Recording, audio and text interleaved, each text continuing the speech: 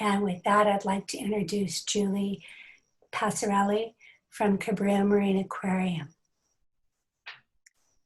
Thanks, Linda. Hello, and welcome to part 2 of our 3-part Rocky Intertidal Community Roundtable series that's organized in partnership between USCC Grant and Cabrillo Marine Aquarium. I'm Julie Passarelli. I'm the Education and Collections Curator at Cabrillo Marine Aquarium. The aquarium is owned and operated by the City of Los Angeles Department of Recreation and Parks, and we are so grateful for the city's support. We would also like to thank the Aquarium Director, Chrislyn McCarran, and thank you to Phyllis Griffman, Associate Director of USC Sea Grant, for their support, and a huge thank you to everyone who joined us tonight.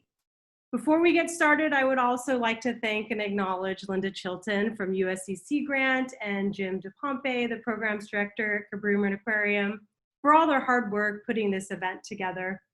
And the first panel was 2 weeks ago, and it was on understanding the changing intertidal and address the science and what we know about the rocky intertidal habitat. If you missed it, like Linda said, we're going to be posting it on our website soon.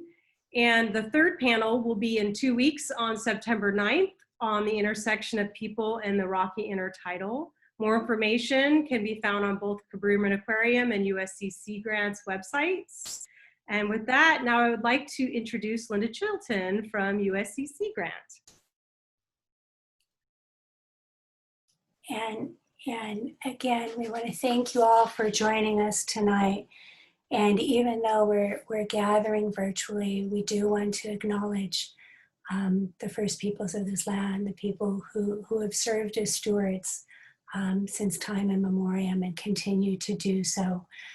To the south, the Achaman and the Tongva and Gabrielino in this region, and to the north, the Chumash.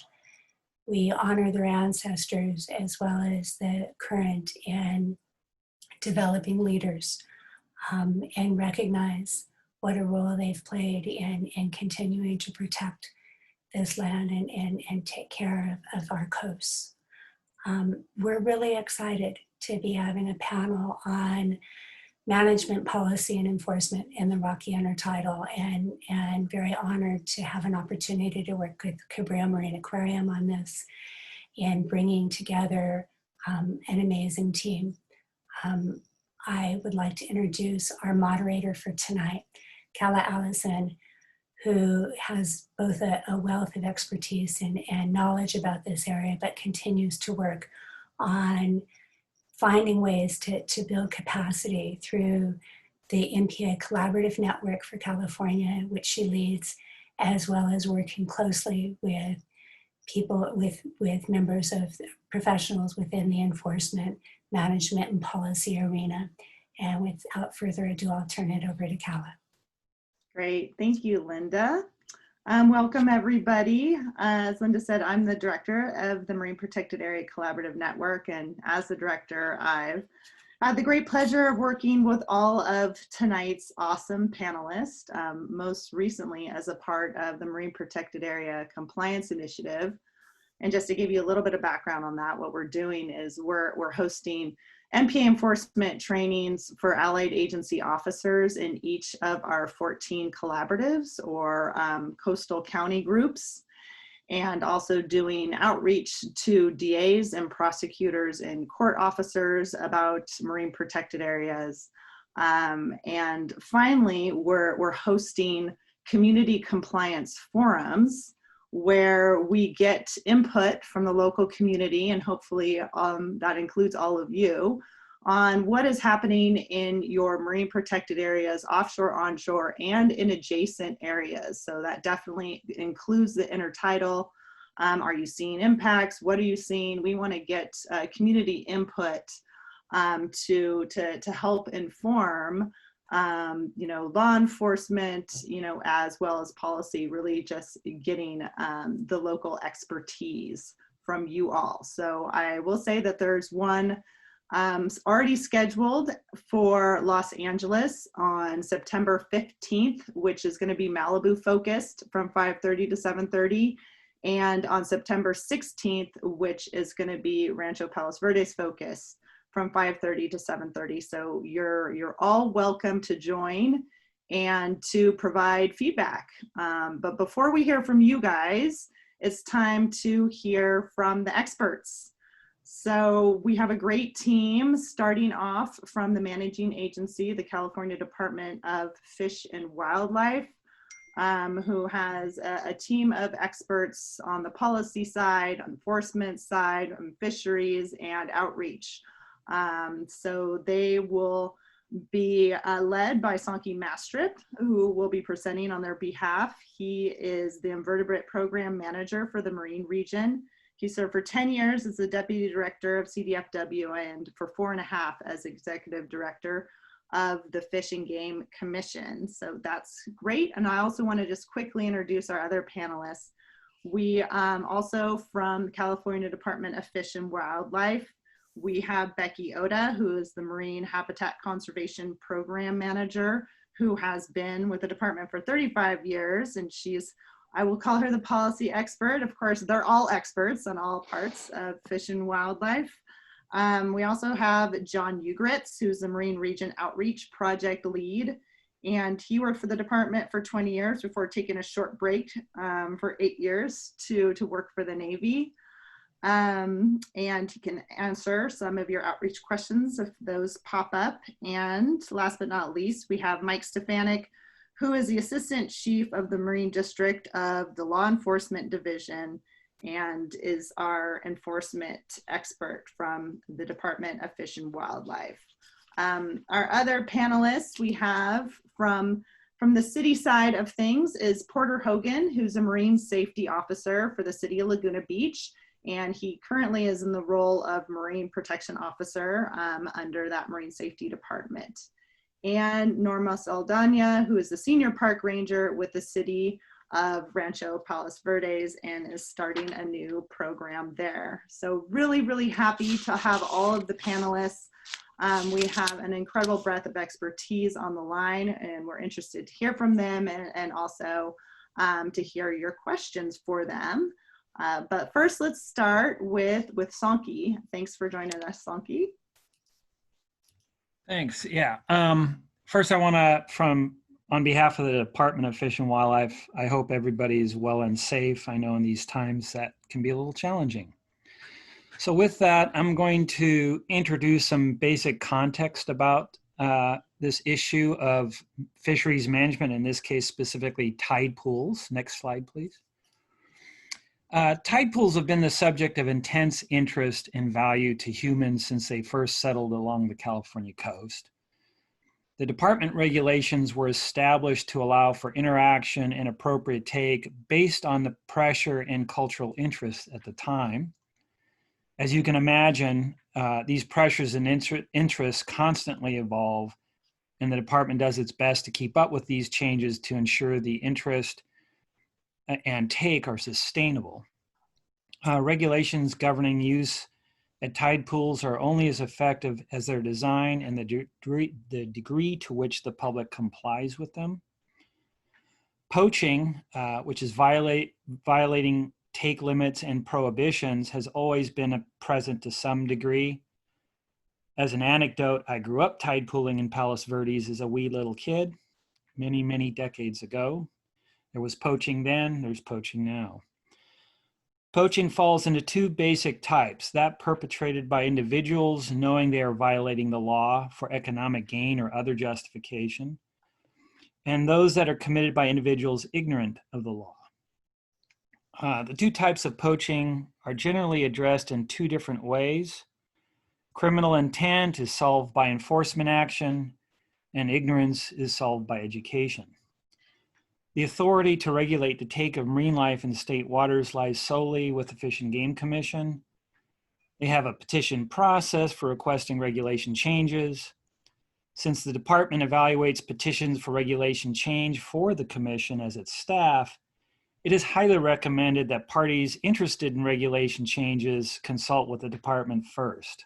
We can be very helpful. Next slide.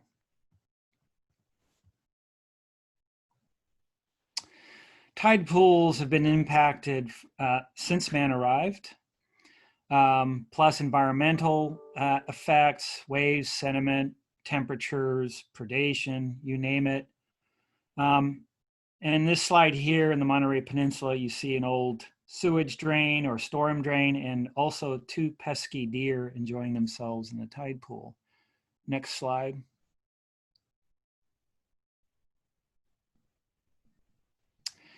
As you all know, which is probably why you're participating, there have been documented increases both in the visitation and take across the state, largely in Southern California, both legal and illegal take. Next slide. In response to recent apparent increases in tide pool take, the department is taking two types of actions. One is outreach efforts in Los Angeles and Monterey. These involve new materials being developed. You can see the one here in the image on the right. Have visited 3 tide series in Palos Verdes and 1 in Monterey to observe and collect information about what was going on. Have been responding through blog posts and press releases. Enforcement patrols have been increased at key hotspots. And we have been doing additional outreach at these low tides. California's network of marine protected areas was established in a comprehensive public process informed by scientific guidelines and review. The network is undergoing a review that will be presented to the Fish and Game Commission in 2021. So those of you involved in MPAs should pay particular attention to that process. MPAs are not a tool that can address intentional poaching or ignorance of existing tide pool regulations. There are other means by doing that. And with that, next slide, I will entertain any questions, and the rest of the department crew on this webinar will help answer any questions if there are any.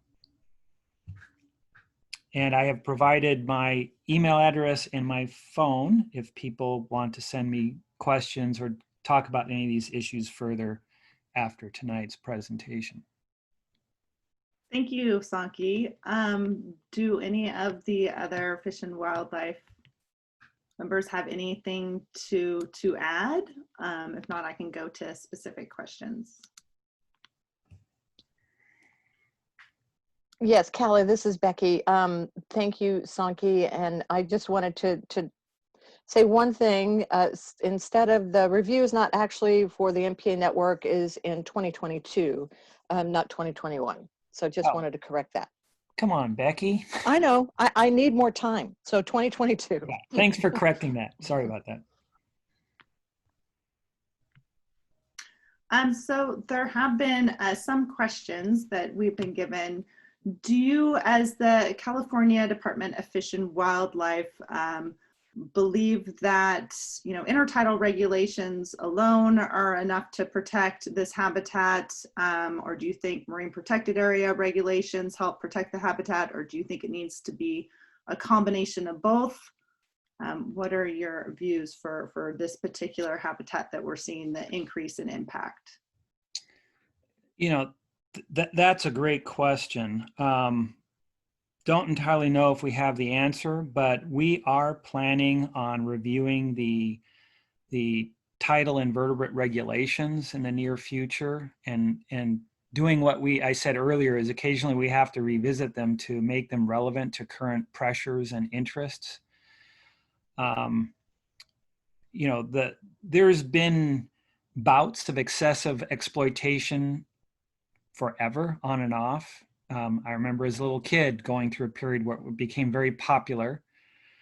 I mean, obviously the COVID situation and social dynamics, plus the social networking is now creating a communication tool that I think can put a lot more pressure on some of our tidal habitats than in the past. So, it's appropriate for us to revisit these. So we'll be looking at that and be open to suggestions. It's important to point out that one of our statutorily mandated directives is to make sure that these tide pools are enjoyed both for education, appropriate consumption, whatever. And so we have to serve a lot of constituents with different interests in these tide pools. So that's something to keep in mind. And I'll let Becky speak to the MPA role relative to tide pool protection.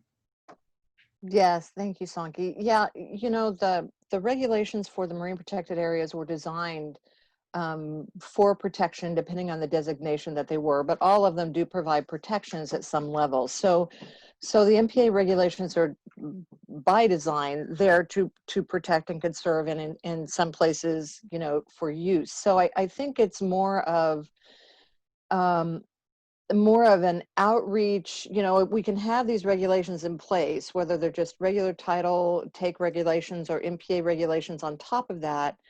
But if folks don't know that they exist, regulations that they exist, so there's a lot of outreach that needs to occur in both sectors, both what MPA regulations are and then what the limitations are for use out of the tide pools outside of those MPAs. So as Sanki said, it's going to be a combination, or Cal, I think you too, that it's going to be a combination of things, but we can have all kinds of regulations in place, but if the public is not aware of them or they choose to ignore them, those are two different things, as Sanki said, then it's also a component of outreach with regards to what is allowed and not allowed.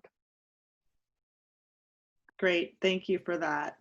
And there's also just the question of how, I mean, Sanki touched on it a little bit, on how these policies are changed. I know there's two different processes for both MPAs and outside of MPAs, but maybe you can expand a little bit on how the public can be involved in those discussions. Or... Sure. So my first recommendation, if a constituent group has concerns, I highly recommend you get in touch with me or one of the staff, department staff, local law enforcement, and bring our attention to the problem and initiate that conversation and discuss with that group, you know, what we think we can do, the limitations, timelines, what's needed. I always recommend starting there because there's nothing more frustrating than a citizen going in front of the commission saying, please fix this, and then wondering why nothing's happening, which is what will happen if you do that. So we always recommend starting with the department. Consult us. We're glad to help, and we can provide guidance. And if it's decided the stakeholder wants to petition the commission for a regulation change, we can help them how to do that. There's a form for it. Like any good government agency, there's a form for it. That would get submitted to the commission. At the first meeting after receiving, they acknowledge the petition. At a following meeting, they will decide what to do with the petition, you know, grant it or deny it. If they grant that petition, they send it to us for review and evaluation and reporting back to them. And if the recommendation is a rulemaking, they will start that process, which typically takes about a year. So the thing I want to caution, this is not an overnight process. It usually takes at least a year from start to end to get a rulemaking completed to where it's law, minimum of a year. And unless there's specific ones, I don't want to go into too much detail because I'll bore people. So in the meantime, how can outreach and education support the efforts to help with compliance of regulations, you know, just within the collaboratives alone and within all these communities? I think there's a lot of love for local tide pools. So is there a way that you would prefer to see, or how you see education outreach really helping with increasing compliance? John, this is yours. Thanks, Sanki and Callie. Can you guys hear me okay? We can. Great. So as Sanki mentioned, the department has already initiated some new outreach specific to the issue of increased take in tide pools in Southern California and Northern California. There is definitely a role there, and we've actually already seen some good changes in response to our presence. Like Sanki said in the slideshow, we've done 3 different tide series with our staff at Palos Verdes and along the LA County coast, interacting with the people who are in the tide pools, providing them with information about what the rules are, explaining to those who are violating the rules, that they are doing so, and in most cases having extremely positive reactions from those people. I think this is one of those classic situations where the public has learned about something that they can do during COVID, and they're engaging in activities without actually getting the rest of the picture, the rest of that information about what is allowed, what isn't allowed, and what you have to do it properly. And so we are going to continue to increase our outreach efforts around this. It's probably one of the best things we can do at the time.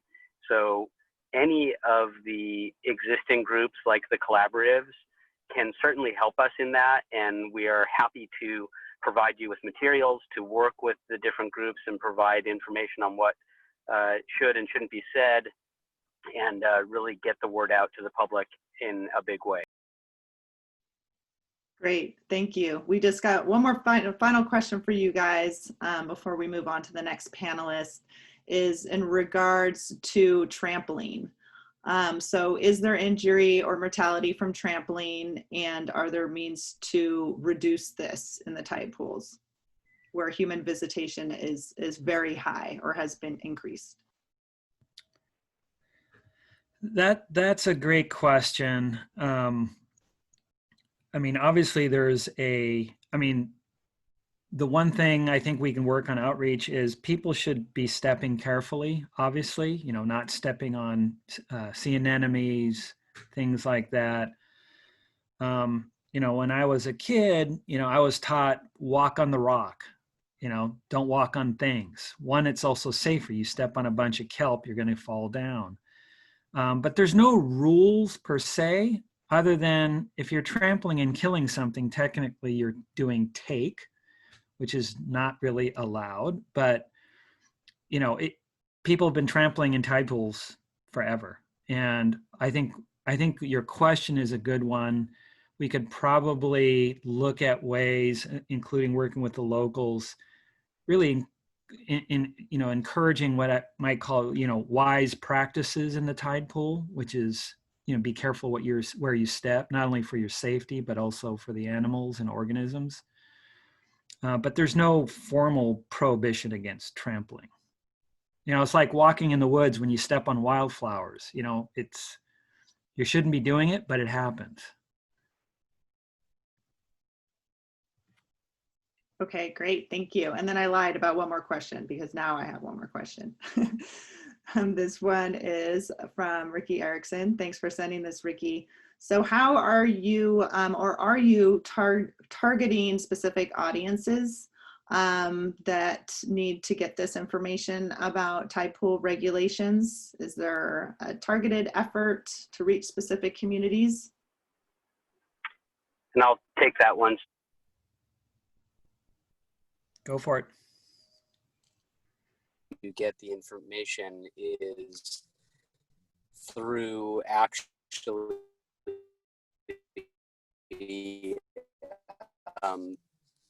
directly to the places where take is occurring. We have made a specific effort in Palos. We went down to Malibu where we had some reports, and in each case we are going directly to the people who are conducting the activities. Other than that, this has been an evolving issue over the last month or so, month and a half now, and we really haven't generated a more long-term strategy other than improving signage throughout Southern California in the key locations where people access these resources. Okay, great, thank you.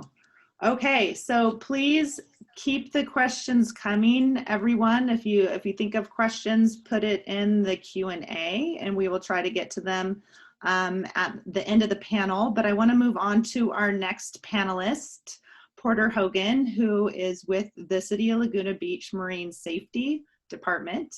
And he is going to talk a little bit more about the municipal side of things and local enforcement efforts that are meant to augment the great efforts from the managing agency and Department of Fish and Wildlife. So with that, I'll turn it over to you, Porter.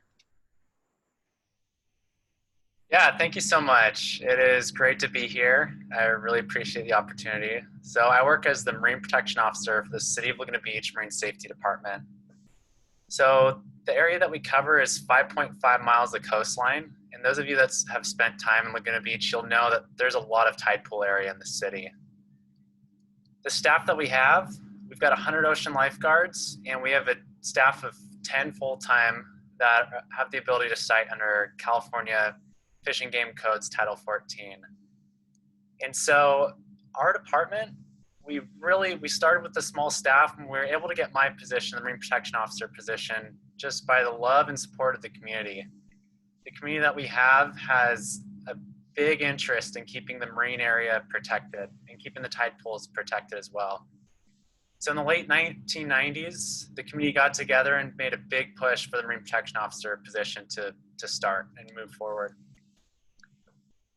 So some things that the Marine Protection Officer does, they protect and patrol city tide pools and marine ecosystems. They educate and enforce regulations, issue citations, investigate complaints regarding the marine environment, and is a liaison to the community for marine protection. So we have over 6 million visitors that come to our city every single year, and a big attraction to these visitors is coming to our tide pools. We don't have many egregious violations, and we really attribute that to the education that we provide the community. So something that we do for marine protection education is we make it a strong emphasis within our junior lifeguard program. We go out to local schools and teach about marine protection within the city as well as in California. We employ tide pool educators, and we specifically put them at key locations at key tide pools that get a lot of traction to remind people of good tide pooler rules, not to take species, and things like that. We have a program called Meet the Bus, where we bring school kids out to the tide pools, and we teach about the marine protected area, the different tide pool species, proper tide pool behavior, and then also personal safety. Then at each one of our beach access locations, we have marine protected area signs that remind people of good tide pooler rules. We also work with a lot of different organizations, making sure that our education is provided to the community and the groups that come to our beaches. Here's my contact information. I hope to see you in Laguna Beach. You're more than welcome to email me or give me a phone call, but I'm more than happy to take questions. Great, thanks, Porter. So what's the most common tide pool violation that you see in your tide pools? Yeah, so the most common, it's nothing really egregious. Like I said, we have 6 million visitors that come to our beaches. They want to be in the tide pools, and it's trampling. The way we prevent that is by having tide pool educators at those locations, having those signs down there, and just doing our best to remind people the impact that they make when they trample in the area. But really nothing egregious. The last big egregious violation that we had was around June 2nd. That was, a significant collection of mussels, but it's just some of the smaller violations that are occurring. Great. So you mentioned tide pool educators. How many tide pool educators are there throughout the year? And are they at every tide pool location, or are they concentrated? Yeah, so we have 2 staffed with the Marine Safety Department, and they work throughout the year at some of the key locations. But then an organization, a nonprofit, is called Laguna Ocean Foundation, and they have about 30 tide pool educators, and they're staffed all over the city.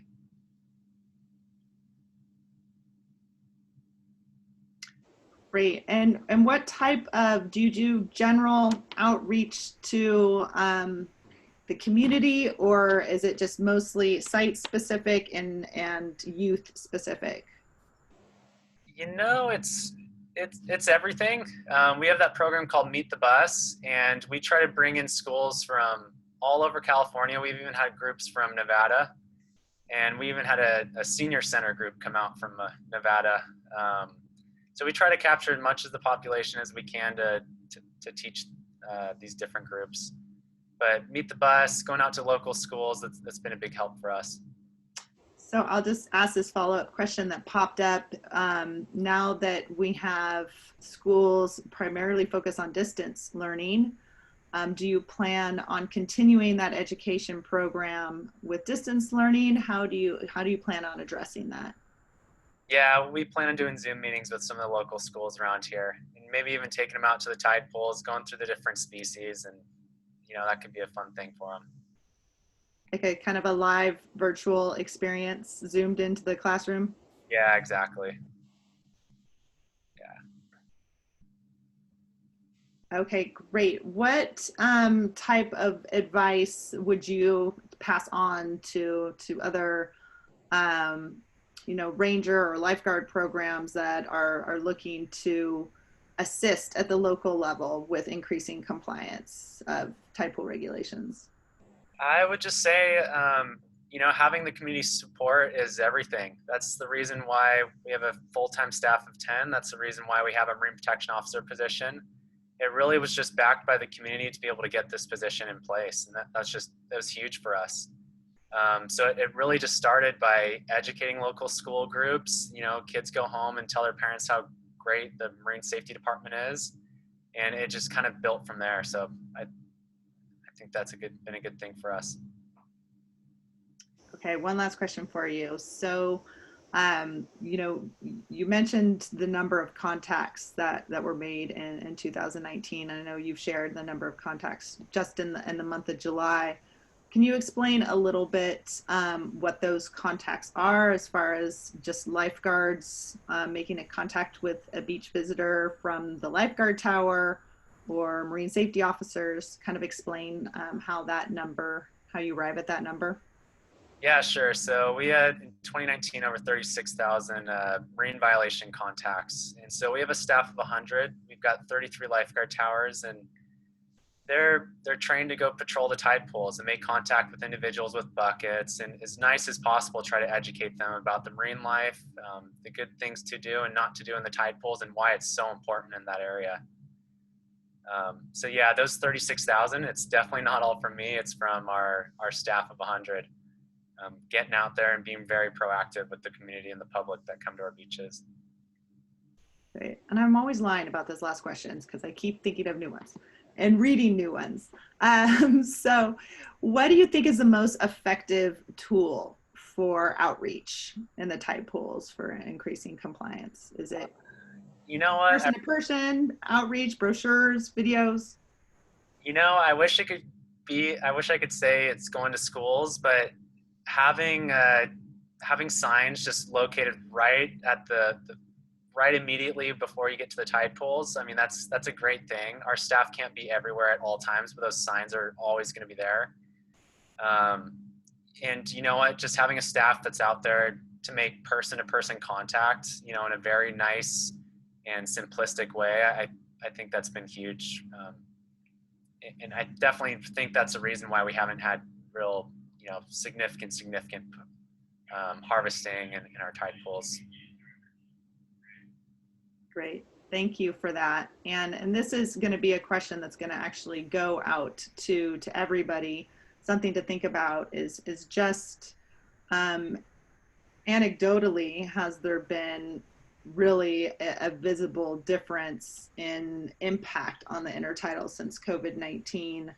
Are there hard numbers to support that? So just something for all the panelists to think about, and why that might be.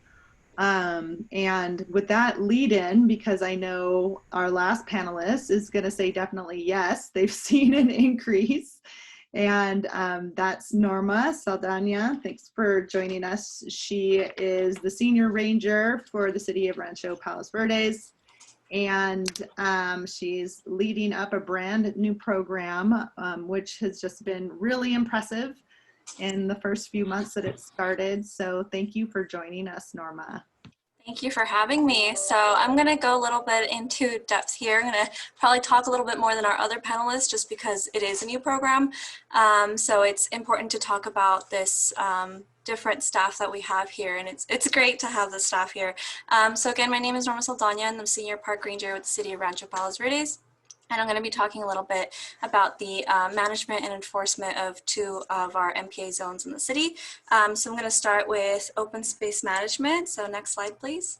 Thank you. So open space management is a division within the Recreation and Parks Department, and it includes a park ranger program, which began in 2019. I'm going to talk about the park ranger program after, but I wanted to discuss more about OSM.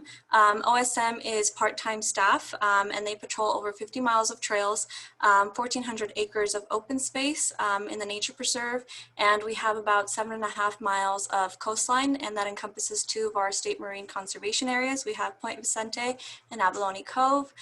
Because of the parking lot system that we have at Abalone Cove, it is the only reserve in the nature preserve that is manned by staff during hours of operation. That is generally 9 a.m. to 4 p.m. And that translates into having more staff presence. So not only is staff able to patrol the trails and the coastline within Abalone Cove, but as an impact, we're also able to provide a resource for patrons that are visiting, so we can answer questions while they're on the trail, or they can report violations. OSM is primarily education, so they educate patrons on proper use. They're very familiar with the city's municipal code, and of course they provide for the public safety, so they are essentially able to assist with first aid and maintenance. As you can see in this picture, they'll have a lot of maintenance projects. So now I'm going to talk a little bit about the enforcement component. So next slide. I will share a little bit of the Park Ranger program, which specifically began this December 2019, so we're still a new program. And it started out with 3 full-time rangers and 1 senior park ranger. All of the rangers have the authority to issue citations under the city's municipal code. I will say that the MPA is outside of our city jurisdiction, but we do understand that access starts at our trails and within our facilities, so we can deter illegal activity and explain its importance and achieve compliance, then we will. But we currently are not able to issue citations for violations related to poaching. Prior to the city rangers, we did the city have a contract with the deputies, as well as before then we had MRCA rangers, so it wasn't like we were just a lawless town, or rather lawless Parks and Recreation Department. There's pros and cons to each agency, of course, but perhaps the most important that we've seen during these couple months, and of course with COVID, is just improved communication. As part of OSM, rangers are able to communicate over the radio and utilize the same resources, including facilities and training, as our coworkers, so that our message is consistent, and this means we're able to share the same unified message to the public. Another great perk is that we are all familiar with the trails and local terminology, such as tower ruins or western tide pools, that might not be all that common amongst the public or other agencies, so it's just quicker communication. And I would like to state that, again, rangers are not wardens. We still call CalTIP if we receive reports from the public, and if we are unable to make contact to educate our patrons, we can't always be, in our coastline, because like I said, we are overseeing 1,400 acres, or if we just receive non-compliance, people are rude and disrespectful towards us as well, then we will call CalTIP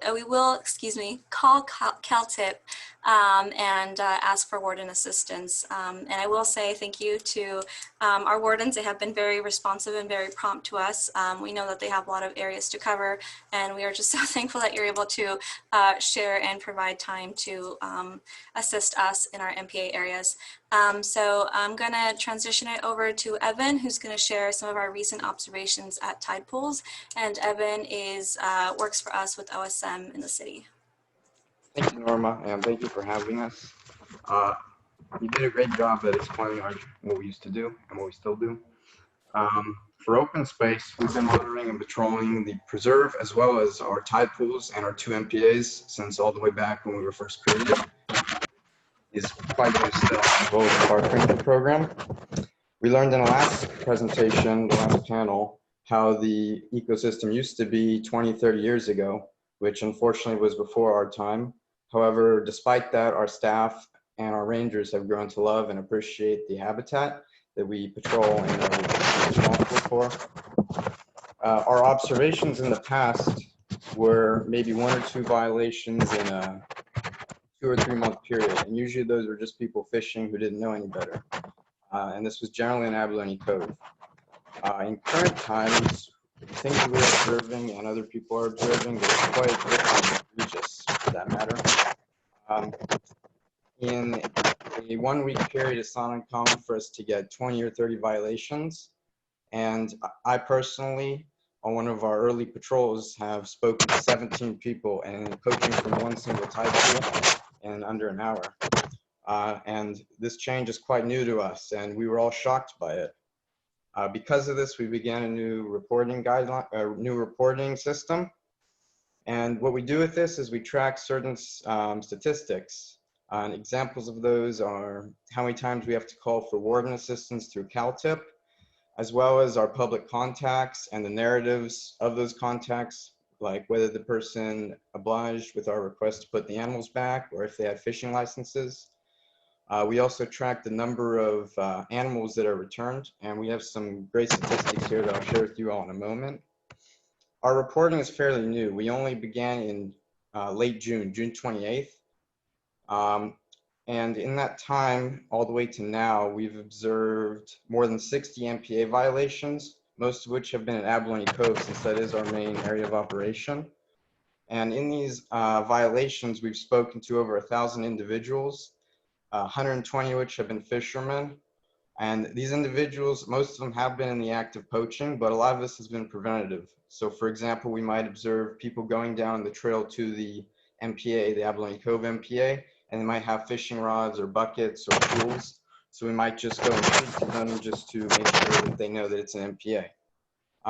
When they are violating, since we do not have the ability to cite, we focus on education. So we'll hand out flyers on the MPAs, and we'll ask that they return their animals. And this has been widely successful. We've prevented the taking of more than 2,000 animals. And in our observations, most of the species that are being taken are the turban snails, the California mussels, the hermit crabs, both the red and purple sea urchins, as well as opal-eye starfish and various other species. And a lot of the times the people will not just be taking 1 or 2 species, but pretty much anything that they could take, which is, again, very, very egregious. Thank you. Turn it back over to Norma. Thank you. And if you transition to the next slide, you can see more examples of some of the take that we've encountered out on the field. Next slide. So the next steps for us, again, we're heavy on education, not just because we can't cite, but ultimately we want to deter future behavior so that when staff isn't there, we know that people are, being stewards of the environment and they're doing the right thing, whether that's reporting, sharing the resources with other people, or just, enjoying the tide pools for themselves. So a lot of things that we've been doing is installing and updating signage along all of our access points. I believe we have about 12 signs that we are ready and working on installing. We're just working on the approval phases. And these are consistent with what we've seen at other MPA areas. We are also familiarizing ourselves as staff with different translation apps. A lot of the folks that we encounter are non-English speakers, whether it's Spanish speaking or Korean, Mandarin. So we are unfortunately not fluent in other languages. So we're limited in how we can communicate with them, but we're trying to experiment with different applications so that we can get our message across. We are also understaffed partly because of COVID and limited in terms of our volunteers. So we have began targeted outreach, public outreach. We've called those tide pool patrols.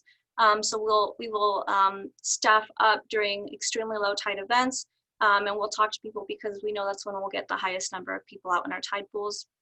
The city is also working on updating the city website and a public social media campaign to share resources from the California Department of Fish and Wildlife and share legal access points in the city.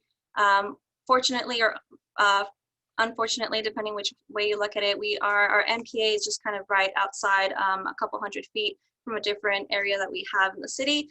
So we are always telling people, I'm sorry you can't fish here, it's our MPA, but you're more than welcome to come to our other area and just hike an extra half a mile. So it's, depending which side you look at it, that can be a pro or con. We've also been ramping up our training. We're looking at interpretive training and MPA specific and marine resources for all of our staff. A lot of our staff already has, is pretty well knowledgeable, but I think it's good just to be on the same page. And of course, things are constantly changing. So it's important for us to be up to date on our training. We also just finished filming and we'll be releasing a short video about MPAs filmed by our city's own RPV TV studio. So that's something to look forward to. And in the future, once COVID allows us and it's safe to do so, we hope to be able to work more with our volunteers and our docents in the city. Unfortunately, we're limited in how we're able to do so, but we're certainly not shy in asking for help, and we will continue to develop strategies so that we can address poaching issue in our MPAs. Thank you. Great, thanks, Norma.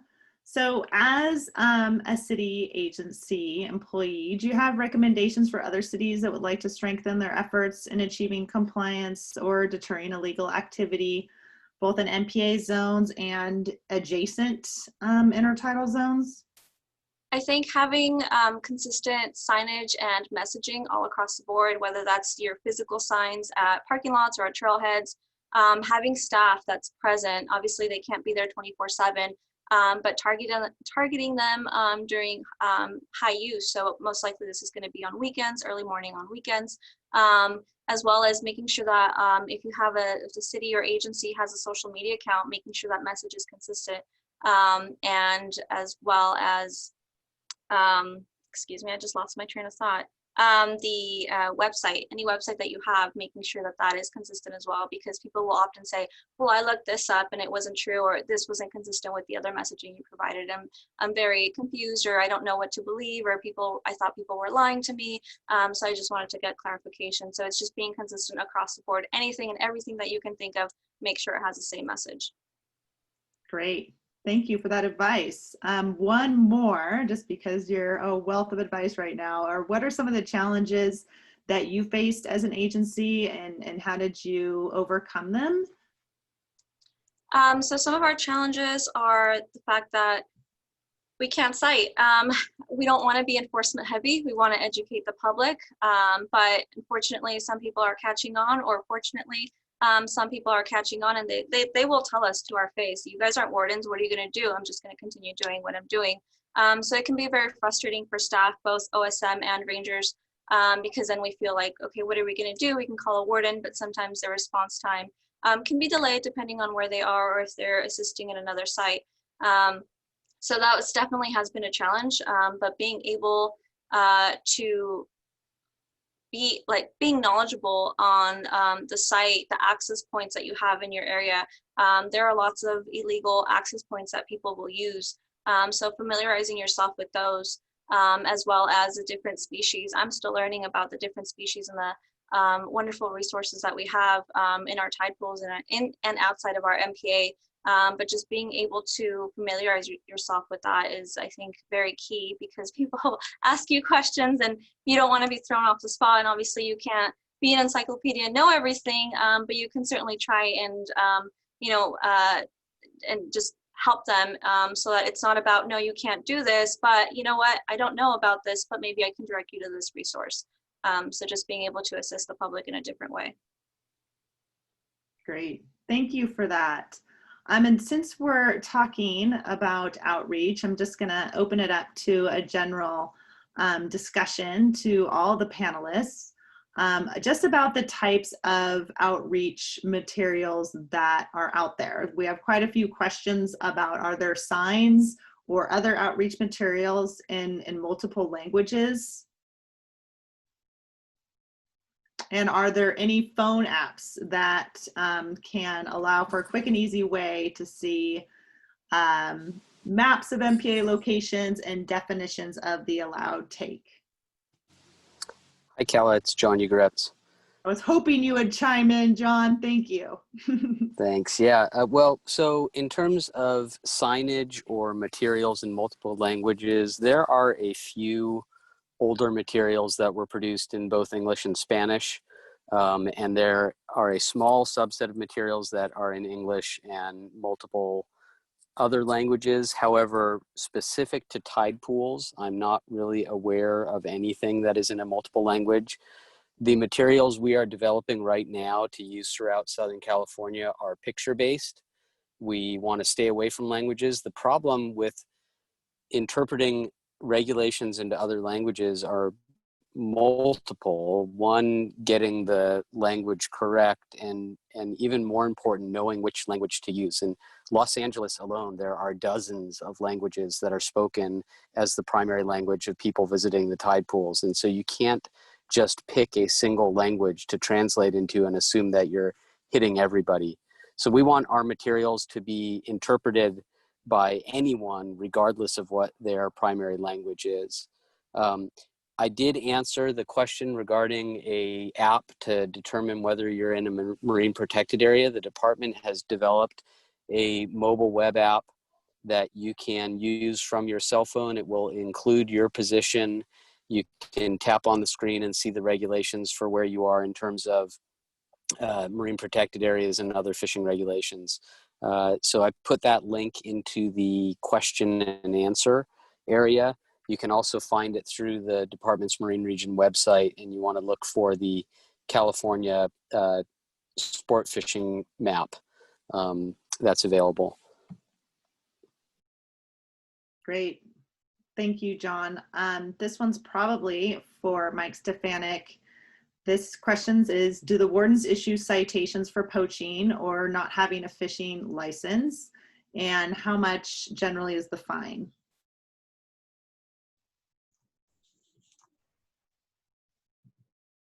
All right, good evening.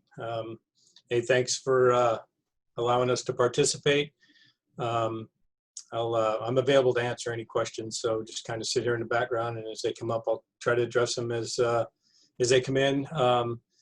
Just strictly for just violations in general, yes, we do. I think going back to Sanki's presentation, we talk about resource violators versus maybe the casual person that doesn't have the background, or uneducated user that doesn't realize there might be take limitations and such. So we try to use a little bit of questioning and try to figure out what their intent was, and then there's other things that we look at that provide us a pretty good guidance to what their intent was, based on, like, say they take buckets full of stuff.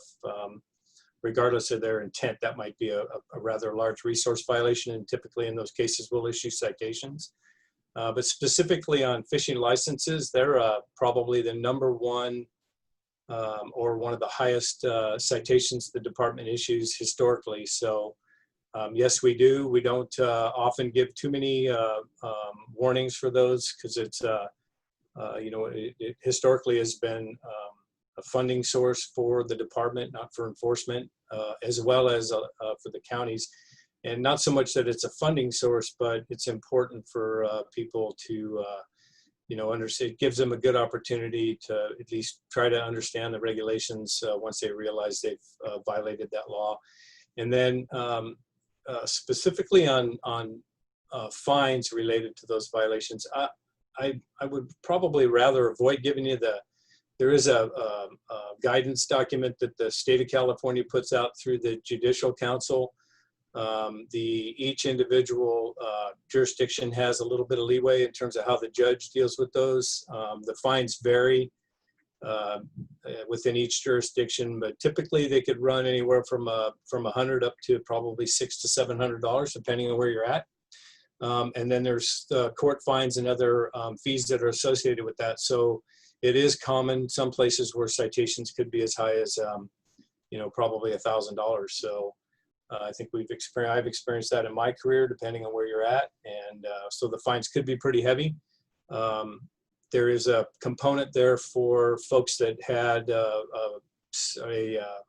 fishing license, purchased it previous to their visit, and if they can prove that they actually own one, then there's a pretty significant reduction clause in the law that allows the jurisdiction that's here in the case to limit that violation or the fine associated with that violation. So.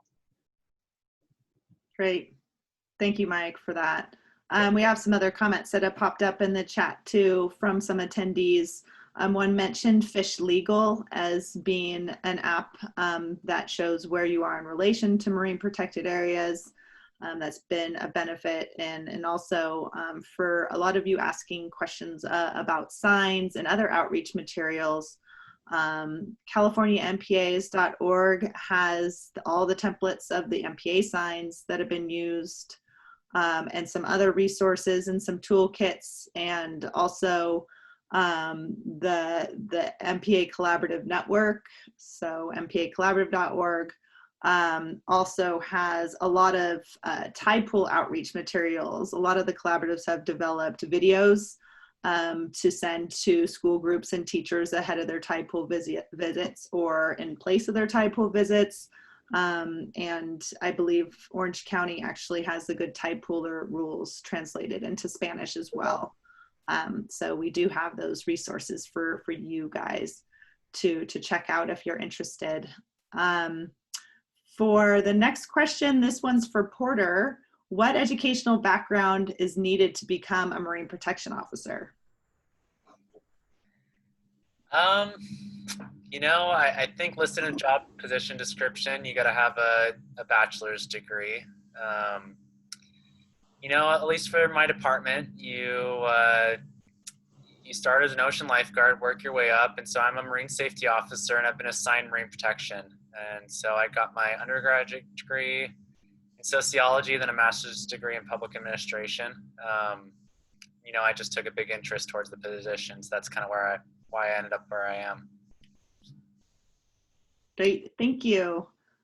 And let's see, this one's an interesting question for people. So why do people take sea stars?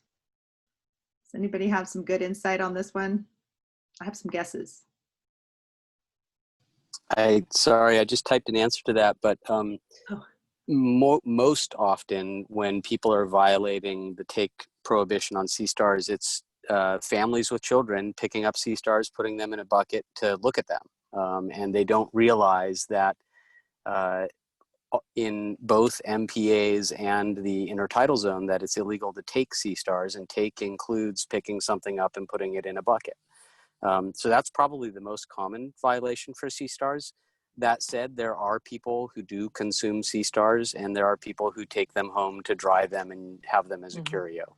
So those are probably the three most common reasons someone might take a sea star. Yeah, I think they're also just iconic. They're easily recognizable, and people know what they are, and they see their first sea star and they can't help themselves. Yeah, great, thank you.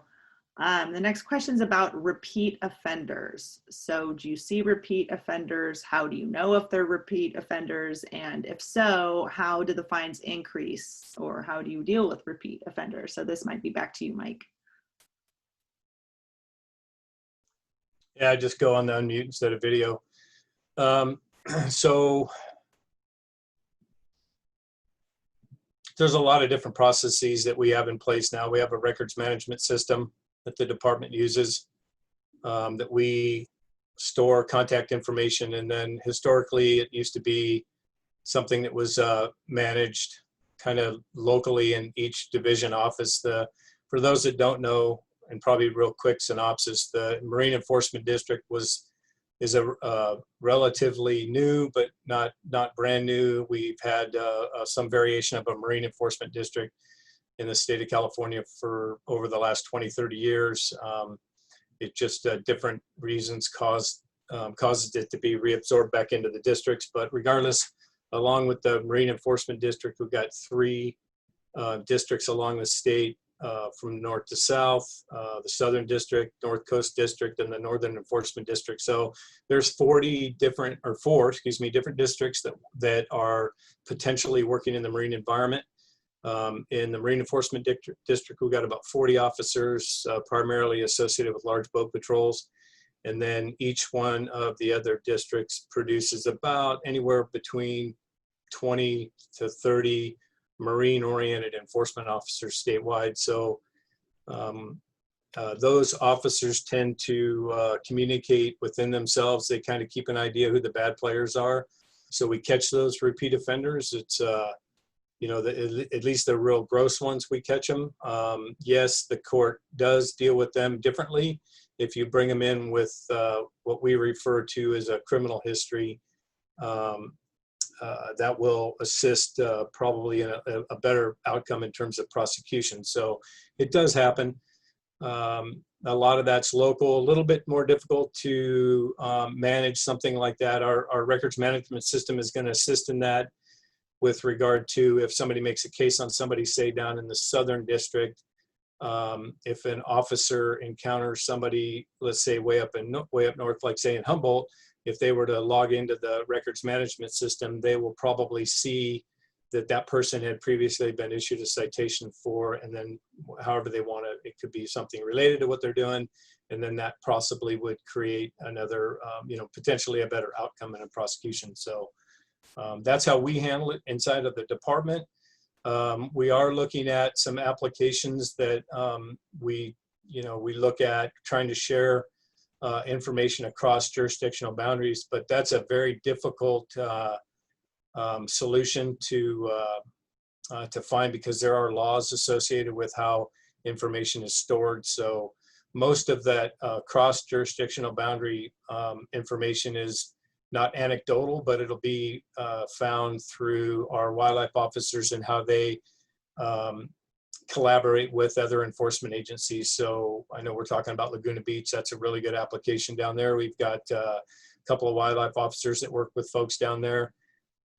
That's a really good example of one that I know of, but that is something that occurs throughout the state as well. So the information doesn't fall into a void. And then if it truly is a really bad criminal, there are criminal activity or criminal reports that are available through the Department of Justice that pretty much anybody can access in a law enforcement world. So there's also connectivity that way. Is vandalism a big problem with signage? Are we seeing this locally? I guess this might be for Porter and Norma and Evan. I was actually about to type out a response. I can answer that here if you'd like. Yes, please. Yeah, so in our case, since our MPA signage is newer and still temporary, I don't believe we've experienced it yet. However, with our other signage that's more permanent, yes, it does happen. A lot of it's graffiti though. I don't know if they're necessarily intending to do it because of the message or they just want a location to graffiti on, because a lot of it's in areas where there's rocks. So I believe it might just be because it's the surface. Does anybody else have anything to add on that one? I know they're getting better with having covers and laminated tops to signs that make it so you can just wash that off. So the technology is getting a little bit better that way. And the next question, it really goes to everybody. What is the best way that we, the public, can help with educating potential poachers that we encounter at the tide pools? That's a great question.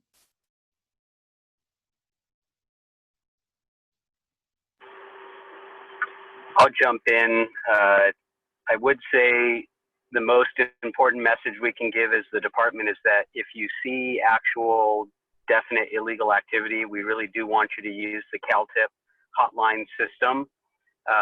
This not only helps us catch people in the act if there's a warden near enough, but it also helps track where there are possible areas that we need to increase our enforcement efforts, and also so that we know what kinds of violations people are seeing. Other than that, in terms of you as a member of the public, I would be cautious in how you approach people. They may actually be conducting illegal activity, and they may not react to your presence in a manner that is beneficial to either of you. Yeah, I'm going to double down on that about illegal activity. So I think the first thing is if you, I wouldn't go into the contact with the frame that the person's a potential poacher. If you, I mean, it may be a little bit different in an MPA because you can see people walking in there with, rods and reels and other implements that they might use to take. So if you look like you're, maybe more along the lines of a docent and you're just passing out information, I think that, is maybe one potential avenue that you could exploit to get to them. But if you are, or you do encounter somebody that intends to do, some significant criminal activity, of which poaching is, yeah, it's a pretty dangerous thing to participate in terms of trying to contact them and stop what they're doing. And I'll also repeat what John said about CalTIP. It's really important, and this is really just law enforcement in general. We need eyes and ears. That's the most important part for law enforcement. You are our eyes and ears, and the more information you could get and then relay to CalTIP to include things like they're in a blue vehicle with a license plate, whatever. That's what they came out of. You know, that type of information is really important. So we would rather you be a very, highly trained witness and then share that information via CalTIP rather than intervene and try to stop some kind of poaching activity. It could be really dangerous, and they usually have implements that we train our officers to handle those situations as well, and they, some of the stuff they have could be used as weapons, and it is a dangerous thing to try to intervene as a member of the public. So anyway, that's how I'd recommend, just be a good witness, document the information the best you can, including vehicles that they might have come out with, and utilize CalTIP in all cases. And then that information is immediately shared with the field should we have an officer that's in the location, and that can be followed up afterwards as well. Yeah, and I'll just add too, and I think Porter can add on to this, with docent programs, this is something that docents are trained in how to just make contact and just say, hey, just so you know, this is a marine protected area, or these tide pools are protected, and walk away, and it's just education only. So Porter, I don't know if you want to expand on that a little bit. Yeah, absolutely. So we train our educators to make safe and good decisions, and it's just specifically education. And if there's any possibility that the violator's not going to change their action, we'll call CalTIP, and Marine Safety Officer or Marine Protection Officer will be dispatched to deal with the violation. And there's other good tips as far as being careful about approaching kids without getting the permission from the parents to talk to them.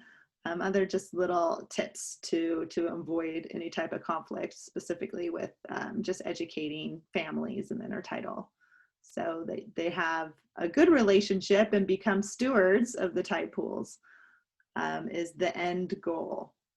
So a question that I asked earlier that I'm going to come back to is just this wonderful, crazy time we're living in here.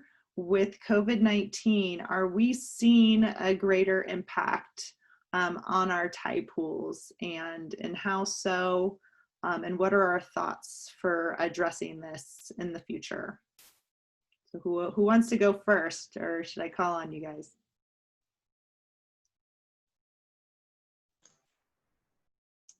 Sorry, trying to unmute there. I'll go ahead and tee this up first. So, hey, I think overall, we can speak to just general outdoor activity. There's been a huge increase. It's been a major outlet for people to adhere to the governor's order, maintain some social distancing, and go out and enjoy the wild. And this is terrestrial and in the marine environment for the department. We see this across the board. So, the one good thing about tidal activity is, we can kind of anticipate when that might occur based on tide charts and stuff like that. And so we're in the process, and we've done that a couple of times. We've had some, wildlife officers are, and I'm speaking for the department here, wildlife officers are just like everybody else in the public, that, they're feeling the impacts with regard to COVID, and how those impacts affect their children and school and stuff like that. So there's a little bit of an impact with regard to availability, but they're, it's something that we're working through just like everybody else. And we provide our officers with proper PPE and guidance on how to deal with contacting the public. But overall, there has been a pretty significant increase in some of the outdoor recreational activities across the board that our wildlife officers are reporting back to us.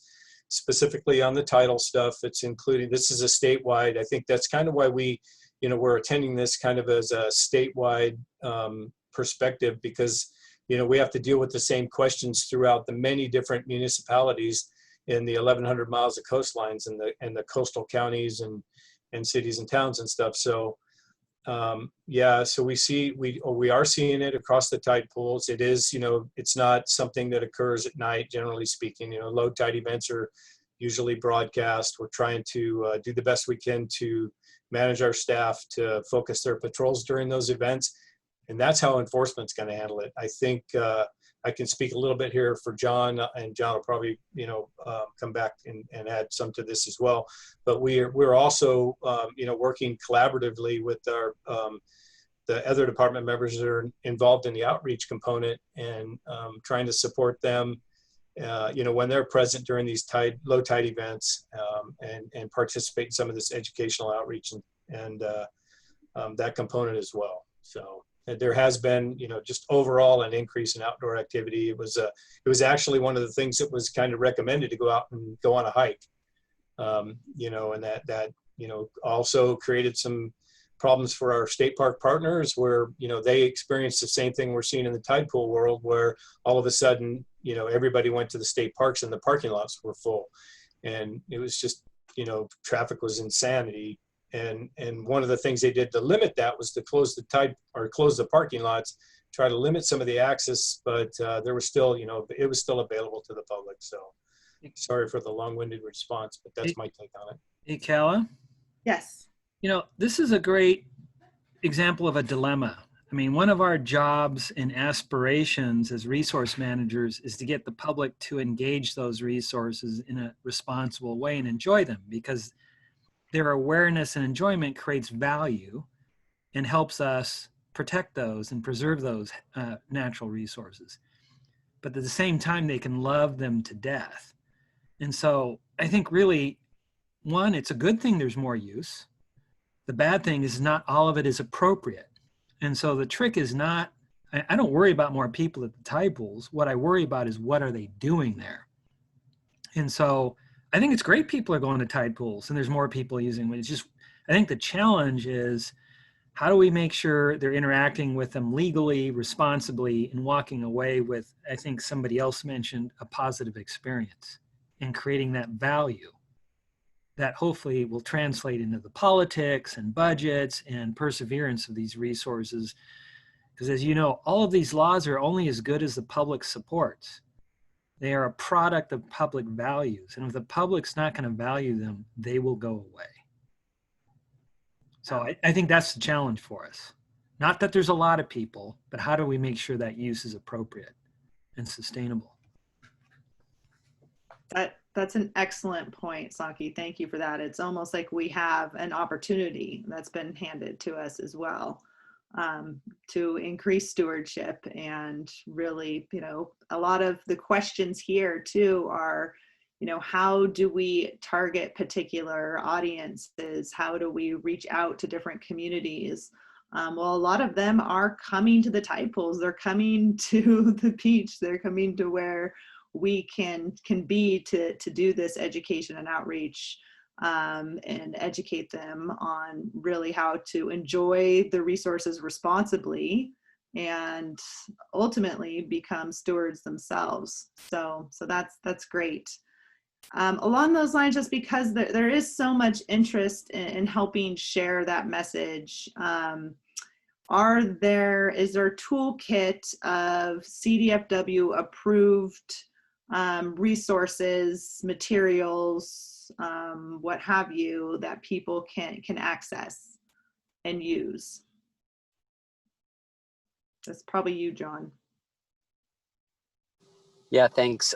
So if we're talking specifically marine protected areas, there are a variety of materials that have already been developed in Cali. You're well aware of those, and collaboratives can help. And specific the toolkit, we're developing new signage that we will share with all of our partners, that can be used both as temporary signs and permanent placards that get posted either in existing displays or on existing poles, or new poles for the agencies that have the authority to do that.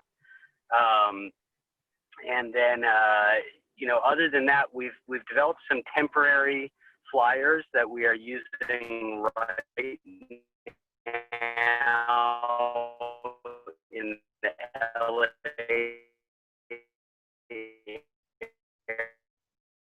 area. Hey, John, you're breaking up and sounding like We don't intend for those to be needed this summer. And moving forward, we'll see how this issue, this dilemma, as Sanki put.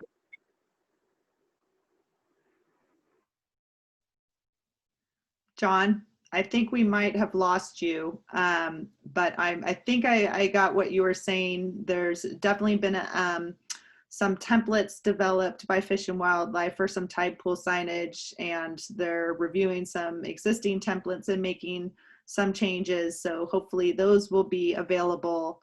And I know as the collaboratives and local organizations are creating materials, they're being sent to John for approval or review, and as well as Becky and Mike, so, and the whole team at the Department of Fish and Wildlife, to make sure that messaging is approved and consistent across the state.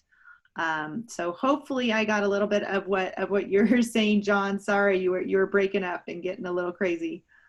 Do you have anything to add, Sanki?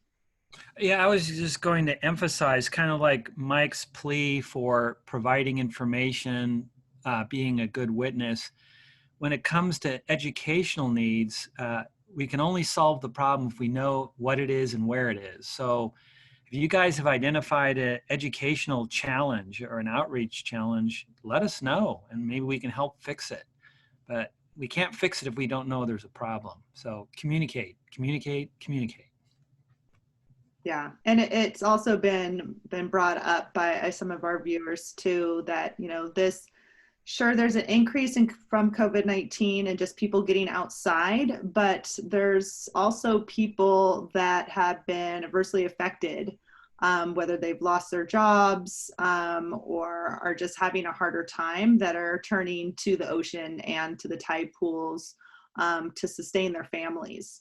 So, you know, that is another issue that I think we're all aware of, and are hoping to find some ways to address it and make sure that the resources are sustainable. I know that's one of the goals of the network of marine protected areas we have, is to stabilize the entire coast of California, so that the resources, take of the resources are sustainable into the future. But if anyone has anything to add on that topic, feel free to chime in. Yeah, this issue of subsistence, of course, we feel for anybody who's gotten to the point where they have to forage for food to feed their families.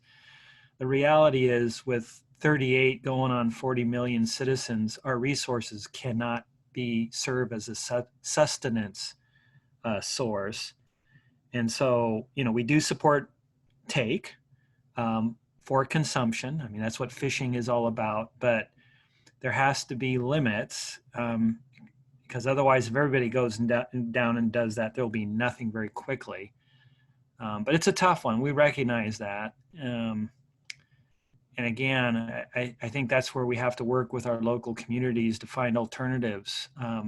We shouldn't have people trying to survive on hermit crabs. Yeah, good point.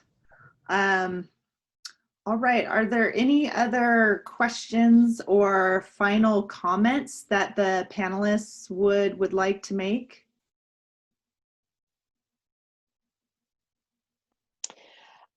This is Becky. I just want to thank everybody, the panelists, and also those watching and listening, for the deep interest that everybody has in this issue and this problem. It's not the only one we'll encounter as we deal with issues as they arise in the current climate, whatever, but this is exactly the kind of thing that we need to do to work together to solve the issues and the problems. So I really appreciate that.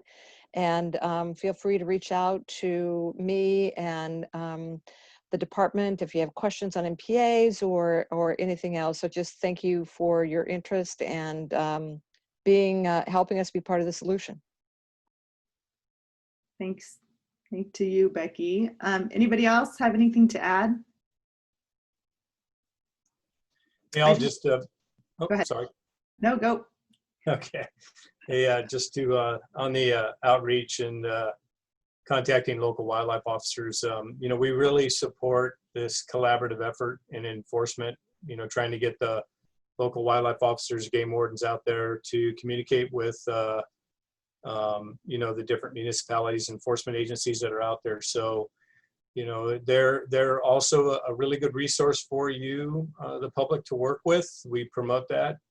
We would like that. It's kind of the community-oriented policing model that, you know, if you're in that kind of policing realm, kind of understand where that's coming from. It's a super, you know, really good, positive approach from an enforcement component.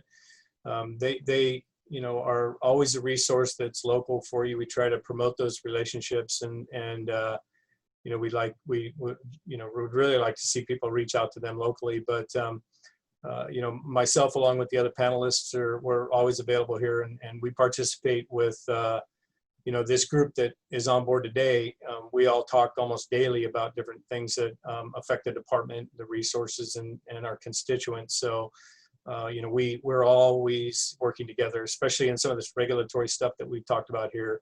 You know, enforcement's always part of that conversation, because, you know, if you make a law and we can't enforce it, then it's probably not going to go anywhere. So, you know, we're just, so the public knows that we're involved in that process as well. So, yeah, just thanks for the opportunity to speak to the group, and we're, you know, always available here if there's any further questions down the road. Thank you, Mike. And thanks to all the panelists for participating and chiming in on this really important topic. You know, I feel in a lot of conversations that we have, whether it's about wildlife disturbance or take, I think sometimes the tide pools are overlooked a little bit, maybe because the animals are so small, or it's thought of as just, you know, innocent tide pooling by kids. But it is a really important habitat, and we're seeing quite an impact lately, and have been for a long time, even just having the tide pools, as I think Sanki said, being loved to death. So it's great to have this discussion and kind of get the input of the official managing agency, the California Department of Fish and Wildlife, and that incredible team we have here, as well as the local perspective from a city marine protection officer and a city ranger. So really, really appreciate everybody participating and the excellent questions that we got, put them on the spot, and some excellent answers as well. I want to turn it over to the team at the aquarium, because we've got one more of these coming up that is going to transition to education and outreach in the Intertidal. Kind of the final, but maybe the most important step, as we've heard today from our panelists, that a big part of this, even the enforcement and compliance side, is really educating people and letting them know about the regulations and why those regulations matter. So I'm going to turn this over to, who's up next? Me. Aha, Julie, thank you.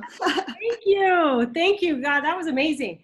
So I'm just going to wrap it up, and just want to thank all of our panelists, and thanks again to our partnership between USC Sea Grant and Cabrillo Marine Aquarium, and a big thank you to Kala for moderating. You did a fantastic job. And to everyone out there listening, we just want to apologize if we didn't get to answer all your questions or any of your comments. We're saving them all, and we hope to address them at future meetings. And once again, the last panel, the final of our 3-part series, will be on September 9th at 6:30, same time. And it's on the intersection of People and the Rocky Intertidal. More information can be found both on Cabrillo and Aquarium's website and USC Sea Grant's website. And we plan to post the recordings of all 3 of the roundtables on our websites in the future. So with that, thank you and good night, everybody.